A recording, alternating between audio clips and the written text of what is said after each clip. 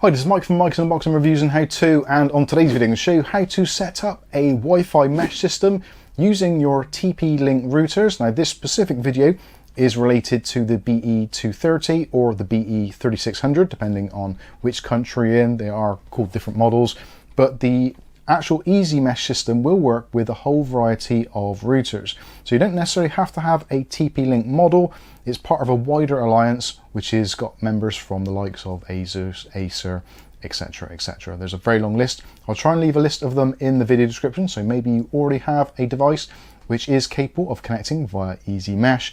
It's actually a very simple thing to do, so if you are looking for specifically a Wi-Fi 7 mesh, at the moment those seem to be prohibitively expensive, but if you are picking up a TP-link module, they are very cost effective, hence why we've got them here. So you can buy identical ones if you want to make a mesh, or you can do a little bit of mix and match depending on your needs in certain areas of your home. So with all that said, let's give you a close-up, and I'll try and give you an overhead shot as well so you can see what the LEDs are doing on the units and also what buttons to press on the back. Okay, so we've got our two units here, and just for simplicity and also so you can see a bit easier, I've actually labeled them as well. So that one is the one that's going to be the back of the house. So this is going to be like a secondary unit, and this one is our primary unit. So this is called main. So you've got the sticker there. And as you can see, we've actually got the incoming internet signal going into that one. So you will need to have your incoming internet signal going into the blue connection on this particular unit.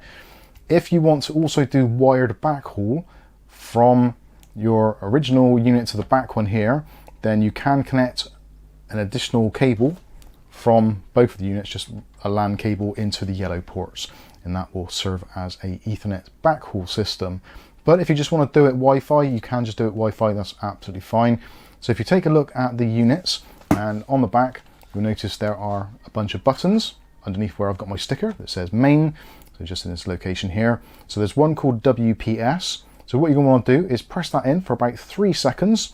First of all on the main unit, and then after that, press it on any additional units. Now you don't have to do all of your units at the same time. So if you want to add another one a little bit later on, you can just grab it, press the WPS button on your main, then press it on the other one, and it will still link up together without taking away your settings. So let's start off on the main unit.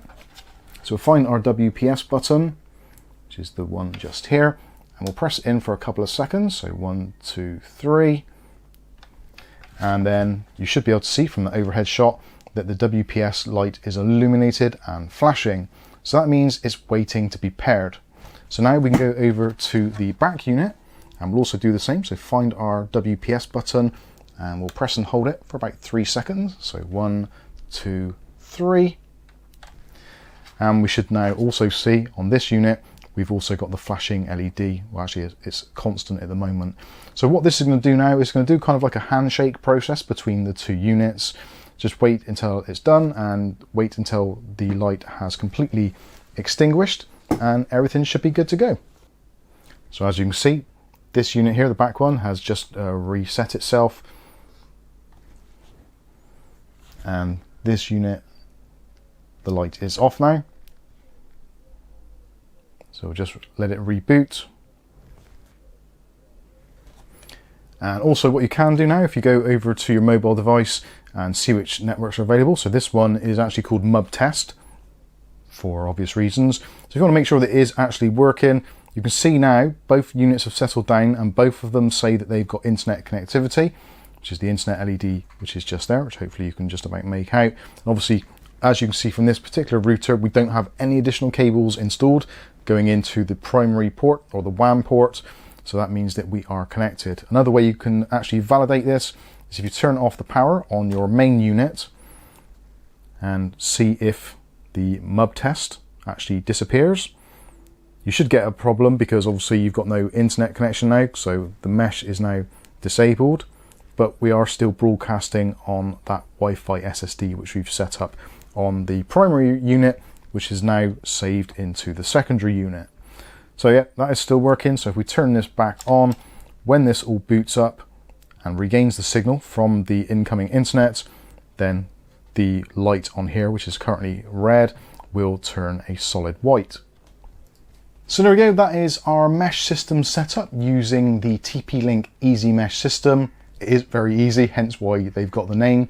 As always with this video, if you've got any comments or questions or you're facing any problems, you're more than welcome to reach out to us in the comments section below, or alternatively, you can head over to our Discord chat, which you'll get a much faster response and also completely free of charge to join. I'll say links for that will be in the video description, as will links for these routers themselves. I think they're excellent value for money. And also there is a full review and also a reset guide available on the channel should you need it. I think that's going to pretty much wrap this video up. Hopefully you've enjoyed it. If you have, smash that like button. If you want to see more content like this on a daily basis, maybe consider hitting the subscribe button, and also don't forget to hit the chime notification. That way you'll be notified of future video releases. But for now, I've been Mike. This is Mike's Unboxing Reviews and How To, and hopefully we'll catch you in the very next video. Thanks for watching.